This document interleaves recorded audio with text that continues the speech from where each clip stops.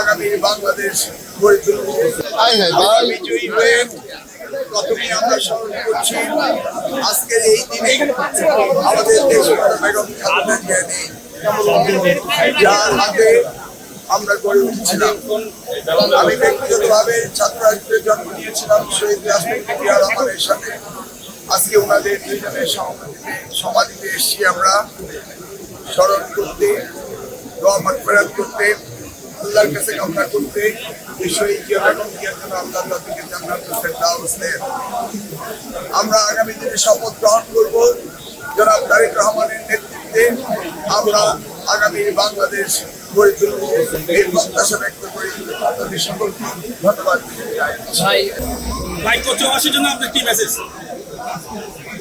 বাংলাদেশের সেরা উপজেলা শিক্ষা উপজেলা বানাবো কচুয়াকে।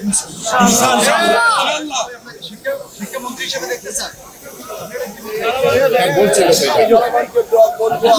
দোয়া করেন, যদি আল্লাহ আমাকে সেই দায়িত্ব জনাব তারেক রহমানের হাতে দেন, আমি নিশ্চিত ভবিষ্যৎ বাংলাদেশ আগামীর বাংলাদেশকে গড়ে তুলব ইনশাল্লাহ জনাব তারেক রহমানের নেতৃত্বে। মিলন ভাই, হাদি ভাই আপনার খুব প্রশংসা করতেন এবং তিনি বিভিন্ন ভিডিওতে বলেছেন, হাদি ভাইয়ের জন্য আপনার ভূমিকা কি থাকবে? হাদি খনজন্ম হাদি, 1 বছর বয়সে হাদি। সে তার হৃদয়ের নিংড়ান ও সত্য কথাগুলো বলতো। তার উপলব্ধি থেকে সে দেখেছে আমি শিক্ষার জন্য কি কাজ করেছিলাম, সেই কথা